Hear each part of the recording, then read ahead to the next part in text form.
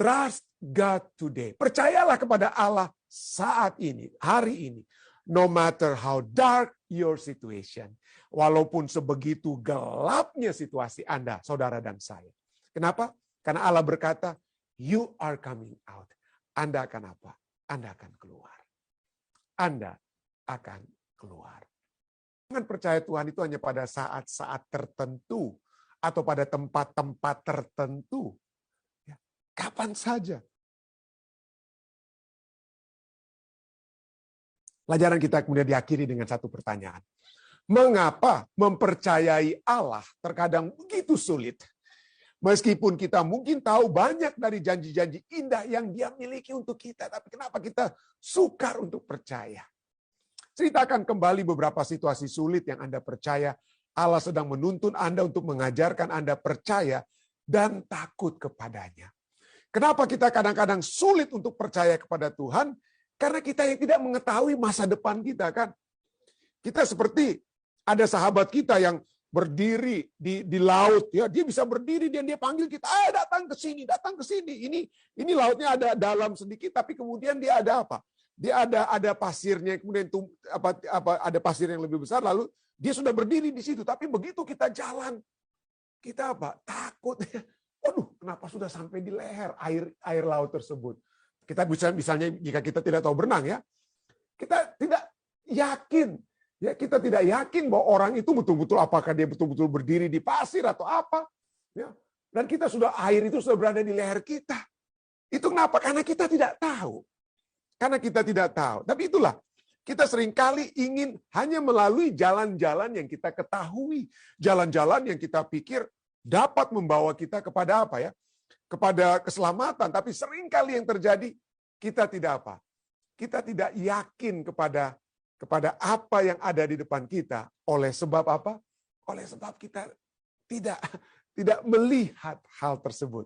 Kita tidak melihat hal tersebut. Jadi itulah sebabnya seringkali kita apa? Sukar mempercayai oleh sebab kita tidak melihat. Nah, itulah. Kita akan pada saat ini, di bagian tambahan ini kita akan berbicara tentang percaya. Oke? Karena pertanyaan kita, kenapa sulitnya untuk apa, ya? Sulitnya untuk percaya. Oke?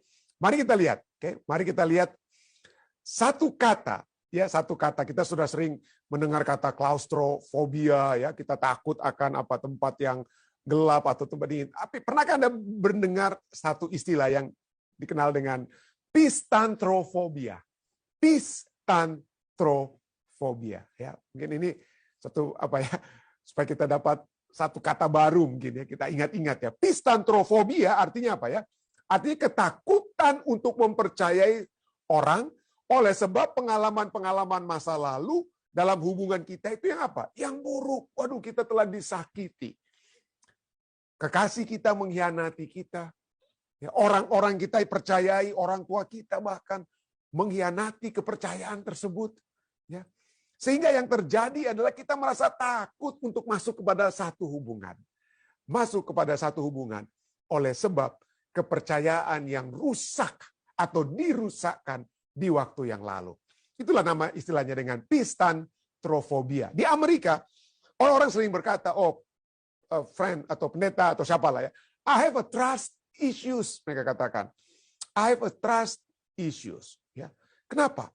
Karena itulah, ya, seperti saya katakan tadi, ada hal-hal yang baik sekali kelihatannya. Waduh, ini orang ini, pria ini, wanita ini, pemimpin ini, pendeta ini, waduh, baik sekali dia. Baik sekali, bagus sekali. Tapi kemudian, ya, mungkin oleh sebab ada satu kebohongan, satu kesalahan yang dia buat. Ya, ini antara suami dan istri, misalnya dapat terjadi, ini suaminya mungkin mula-mula suami atau istri yang sangat ideal. Tapi didapati, waduh, dia memiliki dosa tersembunyi. Ya, dia memiliki apa, ya? Hal-hal yang akhirnya menyebabkan suami atau istri bilang, aduh, kenapa begini? Sehingga kita memiliki isu atau masalah kepercayaan. Baik dengan suami, istri, orang tua, anak, rekan sekerja, dengan anggota, dengan pendeta, atau siapapun. Siapapun, ya. Ketidakmampuan kita lagi untuk mempercayai orang tersebut. Kita memiliki trust issue karena hubungan yang telah dirusakkan, kebohongan yang telah diucapkan, tindakan yang telah merubah pandangan kita terhadap orang tersebut. Walaupun pada mulanya orang itu baik, tapi itulah kita semua dapat memiliki saat-saat di mana mungkin kita jatuh. Dan pada saat kita jatuh itulah, maka kepercayaan kepada kita itu apa? Hancur. Ya. Kita mungkin tidak bisa konsisten, kita dapat dipercayai memiliki integritas, berkata jujur senantiasa, bertindak jujur senantiasa. Pada saat kita satu kali kita jatuh, orang tidak lagi mempercayai kita. Orang memiliki trust issue kepada kita. Ada satu statement yang sering kita dengar ya, bahwa kepercayaan itu membutuhkan bertahun-tahun untuk dapat dibangun. Ya. Saya tidak bisa orang yang ketemu di jalan lalu katakan, boleh saya minta kunci mobilmu? Saya mau pinjam sebentar, 5 menit. Orang itu tidak saya kenal, hanya ketemu di jalan. Mau pinjam kunci mobil saya? Siapa yang mau berikan kepada orang tersebut? It takes years to build. Membutuhkan bertahun-tahun untuk membangun satu kepercayaan. Tapi dikatakan juga apa? Hanya 1 atau 2 detik saja. Ya. 1 atau 2 detik. Waduh, pendeta Rantung bikin begitu. Waduh. 1-2 detik, maka bertahun-tahun yang sudah kita bangun itu bisa hancur.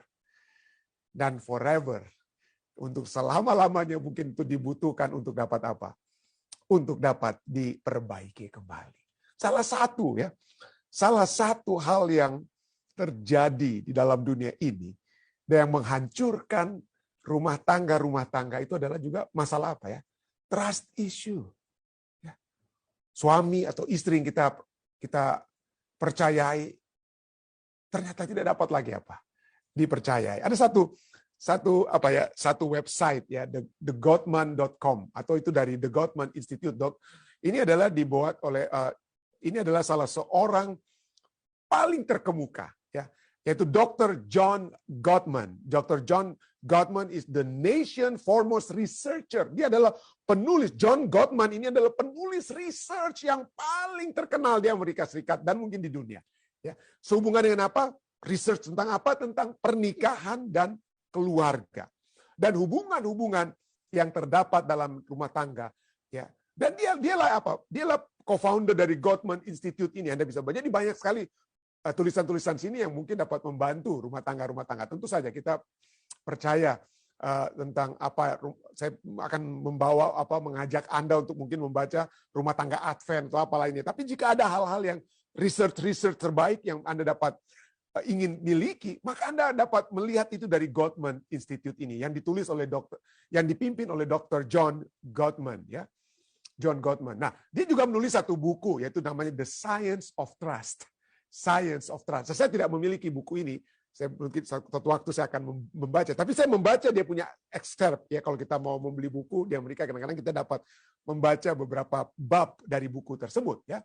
Dan ada hal yang saya sangat-sangat menarik ya, yang seperti selain yang sudah pasti ya, seperti pasti kita sering dengar ya bahwa kepercayaan itu menurut dia memungkinkan pasangan untuk mengalami keamanan emosional dan komitmen dan memberikan motivasi untuk bertahan di masa-masa sulit yang akan mereka hadapi. Jadi kalau pasangan suami istri itu memiliki kepercayaan yang kuat, maka mereka merasa aman secara emosional.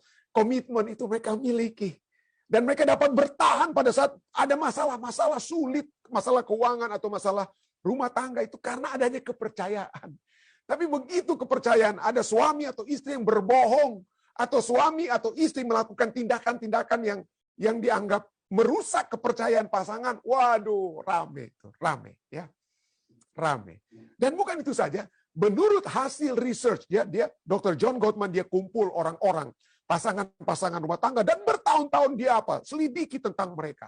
Dia katakan bahwa ada hubungan yang sangat mendasar antara kepercayaan, antara trust, percaya yang ada di dalam rumah tangga dan kesehatan fisik, khususnya kesehatan fisik pria. Jadi kalau seorang suami misalnya kehilangan kepercayaan atau dia merasa tidak dipercayai lagi oleh sang istri tidak lagi memiliki kepercayaan kepada sang suami, itu bisa mengganggu suami itu dengan hebat dan itu membuat dia apa? Membuat dia KO istilahnya. KO dalam arti apa ya? Hasil penelitian ya, dia buat penelitian ya. Orang-orang dia selidiki ya. Keluar pasangan-pasangan suami istri ini bertahun-tahun dia selidiki. Lalu dia dapati pada saat ada keluarga-keluarga yang memiliki kepercayaan yang kuat, waduh ini bertahun-tahun itu masih apa? Masih melapor kepada mereka, oh kami masih apa? Masih begini-begini. Wah, karena apa? Wah, kepercayaan kuat. Tapi dia juga sudah dilihat ada pasangan suami istri yang kepercayaan itu mulai kacau ya, oleh sebab ada kebohongan, ada dusta, ada hal-hal yang tidak baik yang dilakukan oleh suami atau istri. Dan dia dapati setelah beberapa tahun itu kok nggak datang lagi. Kenapa mereka tidak melapor lagi? Dan dia dapati itu bukan karena mereka tidak datang lagi, karena mereka tidak mau ikut research mereka, tetapi karena pria, khususnya suami, itu meninggal. Meninggal. Jadi hasil penelitian katakan bahwa 58% pria yang berada dalam pernikahan yang mendapat skor rendah dalam kepercayaan meninggal selama periode 20 tahun penelitian. Artinya apa, saudara? Suami-suami yang tidak mendapatkan kepercayaan dari istrinya lagi, yang mempersalahkan dirinya oleh sebab 1 detik, 2 detik, 1 jam, 2, 3, 1 hari kesalahan yang dia buat, maka pada saat kepercayaan itu hilang, suami itu cepat mati. Khususnya pria. Ya, wanita mungkin lebih kuat ya. Wanita mungkin lebih kuat, tapi pria umumnya cepat mati. Wah, ini menarik sekali ya. Ini dari The Science of Trust ini ya. Ya, The Science of Trust. Tapi inilah ya. Oleh sebab itulah masalah trust issue ini. Banyak orang yang katakan jangan percaya siapa-siapa. Jangan percaya. Sepertinya ini satu adage atau satu statement yang sangat baik untuk kita lakukan. Jangan percaya manusia, hanya percaya Tuhan. Oke, betul ya. Jangan percaya pendeta, jangan percaya ketua-ketua, jangan percaya. Wah, bahasanya trust no one. Jangan percaya. Tetapi sekali lagi, kalau kita sendiri tidak dapat mempercayai orang lain, apalagi suami atau istri, dan dalam penyelidikannya Dr. Gottman tadi, ya, apabila suami tidak merasakan kepercayaan dari istri lagi, cepat mati dia, saudara. Ya. Jadi kita perlu untuk dapat dipercayai dan dapat mempercayai. Nah, pada saat saya membahas tentang percaya mempercayai ini ya, waduh, ini sangat apa? Kata percaya, trust, 5 kata saja dalam bahasa Inggris. Ini kalau Anda Google, waduh, banyak sekali. Research, penelitian tentang percaya itu begitu banyak. Bahkan kata trust ini adalah salah satu kata yang paling sering digunakan. Paling sering digunakan oleh umat manusia, paling sering digunakan, paling sering muncul, paling sering dibukukan. Banyak sekali buku yang berbicara tentang kepercayaan, menimbulkan kepercayaan di dalam rumah tangga, antara sahabat, di tempat bekerja, dan lain sebagainya. Jadi begitu banyak, dan begitu banyak artikel-artikel ilmiah yang berbicara tentang percaya. Dan itulah itu ya. Itu yang apa ya? Yang saya pelajari, mau merangkumkan tentang bagaimana metode supaya kita dapat membangun kepercayaan atau membangun kembali kepercayaan yang hilang. Waduh, rame saudara. Saya nggak punya waktu, nggak sempat untuk mau susun rangkuman. Kenapa? Karena begitu banyak. Karena begitu banyak. Dan salah satu hal juga yang menarik pada saat saya melidiki tentang percaya. Pada saat orang berbicara trust no one, ya, trust no one, salah satu hal yang sekarang ini banyak menyebabkan orang-orang itu banyak mereka lakukan adalah bahkan tidak mau percaya bukan hanya kepada agama, tetapi juga tidak mau percaya kepada Allah. Mereka katakan, lihat, bukan hanya kita melihat dalam dunia ini orang-orang pendeta, politikus yang tidak bisa dipercayai, tapi mereka juga lihat organisasi-organisasi keagamaan, mana yang kita bisa percaya. Ada pendeta-pendeta, imam-imam yang melakukan tindakan senonoh kepada anggota-anggotanya, tapi dilindungi oleh organisasi keagamaannya, ya, dan lain sebagainya. Jadi trust itu sudah hilang bukan hanya kepada manusia seperti biasa, tetapi kepada organisasi keagamaan, dan terlebih daripada itu, hilang kepercayaan kita kepada Tuhan. Hilang kepercayaan. Trust no one, seringkali orang katakan trust no one including God. Termasuk pada Tuhan. Kenapa? Kalau ada Tuhan, kenapa kita menderita? Itu sering itu lagu lama yang sering kali kita dengar ya. Dan kita dengarkan. Kalau Tuhan itu ada, kenapa saya menderita? Kenapa saya harus menderita? Inilah kita akan lihat ya. Seperti pertanyaan tadi. Pada saat Anda sukar untuk mempercayai Tuhan, apa yang dapat kita lakukan? Pertama-tama yang mungkin dapat saya katakan adalah, mari kita lihat kutipan dari Christine Caine. Dia katakan apa? Pada saat satu kereta melewati satu tunnel atau terowongan gelap, dan kereta itu bahkan menjadi gelap ya, menjadi gelap karena terowongan yang gelap, maka apa yang Anda lakukan? Anda jangan buang tiket Anda, lalu Anda lompat keluar dari kereta. Ya. Iya kan? Kalau kita semua melewati terowongan gelap, ya kereta itu jadi gelap. Apa Anda langsung, kenapa? Karena gelap kan? Dan kita itu lompat aja keluar dari kereta, mudah-mudahan di luar pintu keluar kereta itu ada terang. Enggak. Kita tidak buat begitu ya.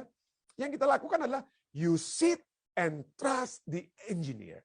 Anda tetap duduk dan percaya kepada kepada kemudi yang mengemudikan kereta tersebut. Jadi dikatakan apa? Trust God today. Percayalah kepada Allah saat ini, hari ini. No matter how dark your situation. Walaupun sebegitu gelapnya situasi Anda, saudara dan saya. Kenapa? Karena Allah berkata, you are coming out. Anda akan apa? Anda akan keluar. Anda akan keluar. Kenapa? Kita seringkali, ya, saya tidak melihat Anda dan saya yang mendengarkan firman Tuhan pada saat ini.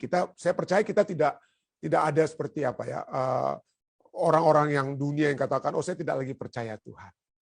Tapi mungkin kita sudah kehilangan kepercayaan kepada orang lain. Ya. Dan kita pikir, udah, saya nggak mau percaya orang lain. Tapi kalau itu yang menjadi sikap kita, maka kita menjadi sangat negatif ya. Kita menjadi sangat negatif, apalagi kalau Anda pikir, saya tidak lagi bisa mempercayai suami atau istri saya.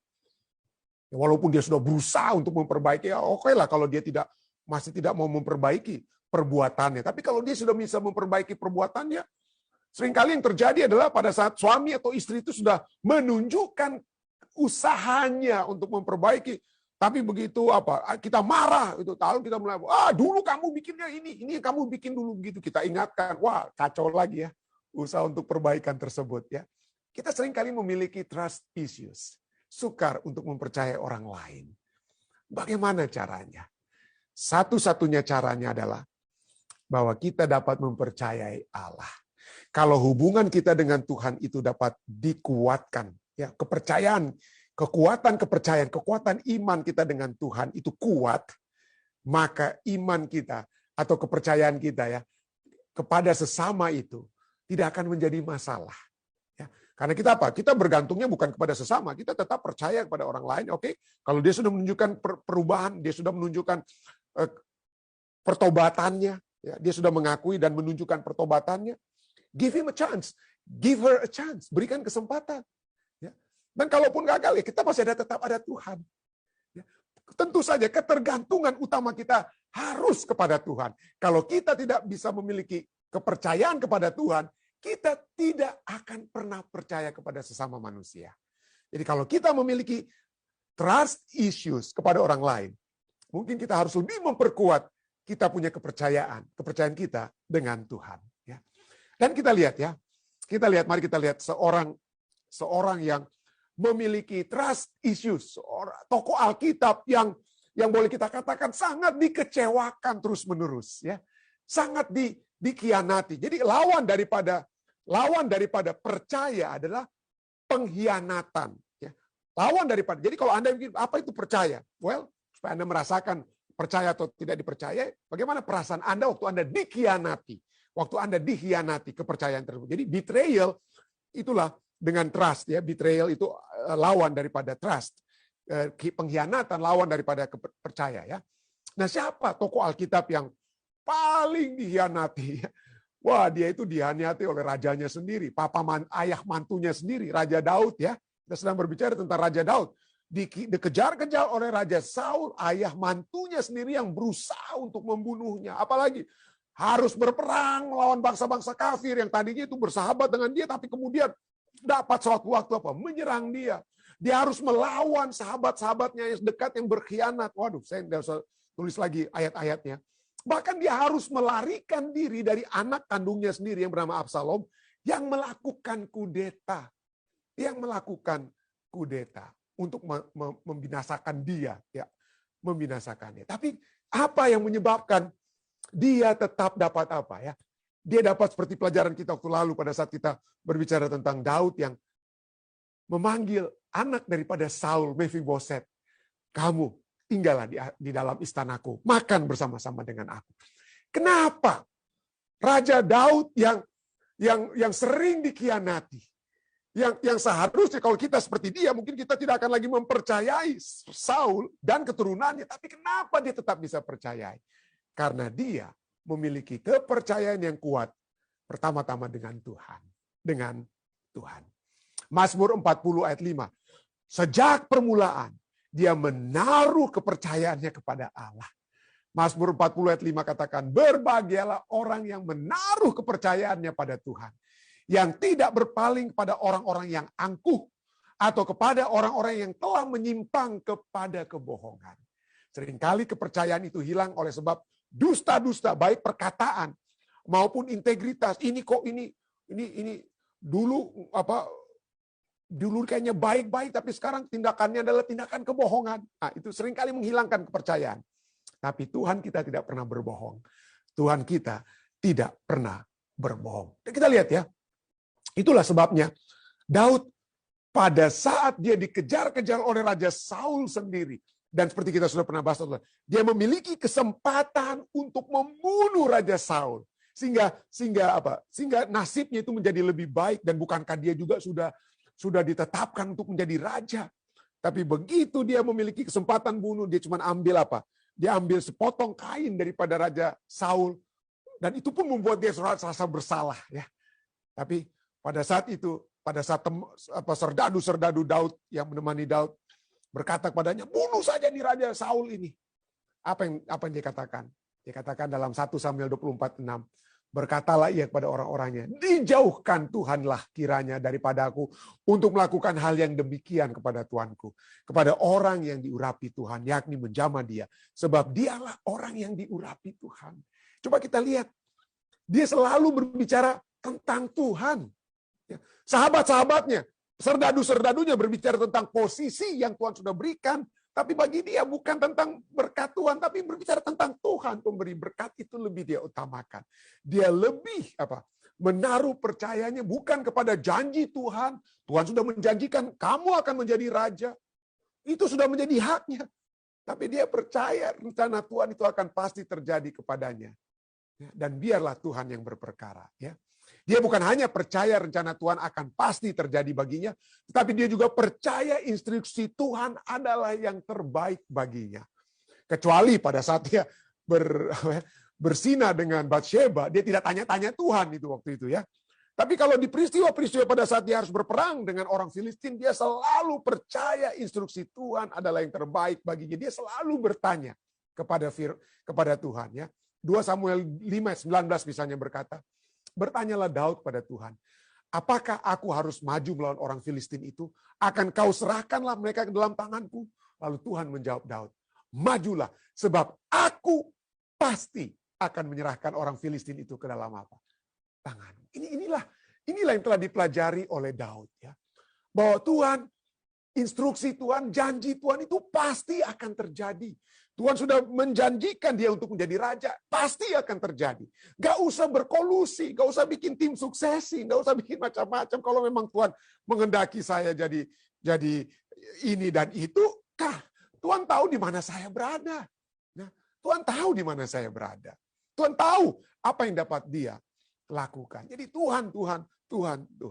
Kenapa kalau kita hanya berpikir tentang berpolitik untuk mencapai, inilah saya selalu katakan, ya. Bahwa di dalam politik itu tidak ada kepercayaan. Yang ada adalah apa, ya? Yang ada bukan kepercayaan. Yang ada adalah interest. Ya. Yang ada adalah kepentingan diri kita. Kalau saudara dan saya memiliki kepentingan yang sama, maka kita dapat apa? Saling untuk saat ini kita dapat bersekutu. Ya. Karena kepentingan kita yang sama. Saya jadi pemimpin, Anda jadi wakil saya, atau sebaliknya. Tapi marilah kita, seperti Raja Daud, dia katakan kalau memang ini rencana Tuhan, biarlah Tuhan yang lakukan. Dan instruksi Tuhan itulah yang terbaik. Kalau Tuhan sudah memberikan instruksi kepada kita untuk percaya kepadanya, ada janji-janji Tuhan, percaya kepadanya. Ya, itulah sebabnya dia katakan, seperti saya katakan tadi, jangan percaya Tuhan itu hanya pada saat-saat tertentu atau pada tempat-tempat tertentu. Ya, kapan saja. Dan itu yang dinyatakan oleh Daud dalam Mazmur 62, 6-9. Hanya pada Allah saja kiranya aku tenang. Bukan oleh manusia. Manusia mungkin tidak dapat membuat kita tenang. Hanya pada Allah saja kiranya aku tenang. Sebab daripadanya lah harapanku. Daripadanya lah harapanku. Hanya dialah gunung batuku dan keselamatanku, kota bentengku. Aku tidak akan goyah. Pada Allah ada keselamatanku dan kemuliaanku. Gunung batu kekuatanku, tempat perlindunganku, ialah Allah. Ayat 9. Percayalah kepadanya setiap waktu. Percayalah kepadanya setiap waktu. Ketahuilah, saat ini mungkin Anda sedang berada di kereta api, di dalam terowongan yang gelap. Jangan lompat keluar. Jangan lompat keluar. Percaya setiap waktu. Bagaimana pendeta? Seringkali kok kita dikecewakan ini dan itu. Percayalah setiap waktu. Ayub, ya, tetap terus. Kenapa kitab Ayub ini terus menjadi satu kitab yang saya sangat sukai? Karena mengajak kita semua untuk terus dan tetap percaya. Ayub 13 ayat 15, bahasa Indonesianya sangat disayangkan. Saya mohon maaf katakan ini ya. Alkitab bahasa Indonesia mungkin agak salah menulis sedikit ya. Ayub 13 ayat. Ada banyak ayat-ayat dalam Alkitab bahasa Indonesia yang tepat ya, sesuai dengan aslinya. Tapi kalau Anda membaca Ayub 13 ayat 15, bahasa Inggris dan bahasa asli itu yang lebih dekat daripada bahasa Indonesia. Kenapa? Bahasa Indonesianya katakan demikian ya.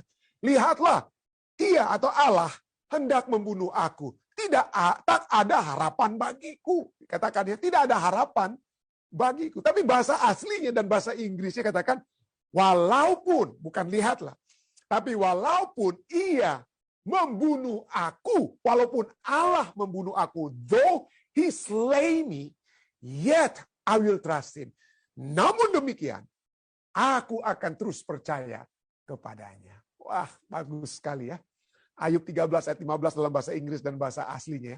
Walaupun Ia membunuh aku, namun aku tetap percaya kepadanya. Ini Indonesia terjemahan baru. Mungkin saya harus cek, saya tidak sempat cek Indonesia ejaan lama atau apa ya. Mungkin ejaan lamanya itu bisa lebih mirip daripada yang terjemahan baru. Tapi itu poinnya. Jadi walaupun Tuhan, seakan-akan Ayub katakan, walaupun Tuhan mau membunuh aku tetap percaya. Kenapa? Kalau Tuhan yang memang membunuh aku, Tuhan yang membuat saya mati. Tapi kalau itu yang Tuhan buat, itu yang terbaik. Kenapa itu yang terbaik? Kenapa kita seringkali tidak dapat mempercayai Tuhan? Karena kita mau, seperti yang saya katakan tadi, pada saat kita masuk ke dalam air, yang kita lihat adalah keadaan kita sekarang. Ya. Aduh, airnya sudah di sini, kita hampir tenggelam, pendeta. Gimana saya mau percaya untuk terus maju ke depan? Ya, padahal kalau mungkin satu langkah lagi, airnya mungkin sudah akan semakin turun. Itu air laut tersebut. Tapi itulah kita kan, manusia kita memiliki keterbatasan dari apa yang bisa kita buat dan apa yang kita lihat. Tapi Allah tidak terbatas. Dia memiliki pengetahuan yang tidak terbatas ya untuk memiliki opsi-opsi ataupun memiliki jalan keluar. Kita dapat percaya kalaupun saya harus mati, mungkin itu yang terbaik. Dan terbaik daripada kalau saya hidup. Ya. Kalau Tuhan berikan itu pada saya. Jadi Allah yang Maha Tahu, serahkanlah kepada Dia yang Maha Tahu. Bukan itu saja. Allah yang Maha Kuasa. Kalau Dia suruh kita jalan, walaupun air itu sudah di leher kita, Dia katakan, "Beta rantuk, satu langkah lagi ke depan." Kalau Dia memberikan perintah, maka Dia memiliki kuasa, kekuatan, omnipotent, kekuatan supaya kita dapat apa? Melangkah. Makanya percaya. Itulah sebabnya Ayub berkata, walaupun Dia membinasakan aku, membunuh aku tetap percaya. Ya. Di daerah Yosua, mari kita berbicara seperti Yosua, kitab Yosua ya. Yang dikatakan apa? Dari segala yang baik yang dijanjikan Tuhan kepada kaum Israel. Tidak ada yang tidak dipenuhi. Semuanya terpenuhi. Bangsa Israel berada di penghujung perjalanan mereka seakan-akan laut, air ada di depan mereka. Gunung-gunung ada di belakang mereka, di samping kiri dan kanan. Musuh ada di belakang mereka. Tapi Allah katakan apa? Maju, maju menghadapi maut. Waduh, siapa yang mau berani untuk apa ya? Maju berjalan menghadapi maut, laut, air laut. Tapi kalau Tuhan sudah menjanjikan, sudah memberikan instruksi, ikut seperti apa? Daud, Tuhan memberikan instruksi, pergi, aku pasti akan menyerahkan orang Filistin. Dan ini sudah dilihat oleh orang-orang Israel yang kemudian maju menghadapi laut. Ya, laut itu terbuka dan mereka selamat. Dan tentara-tentara Filistin itu apa? Mati. Alkitab sudah menceritakan ini semua untuk memberikan keyakinan kepada kita semua yang berada dalam menghadapi jalan-jalan buntu, menghadapi lorong-lorong kegelapan. Ya, untuk berkata apa? Segala yang dijanjikan kepada kita, tidak ada yang tidak dipenuhi. Semuanya terpenuhi. Kiranya kita memiliki keyakinan ini dan dapat terus dikuatkan melalui apa yang Tuhan sudah janjikan yang pasti akan terpenuhi. Saya bawa ini dalam nama Yesus. Amin.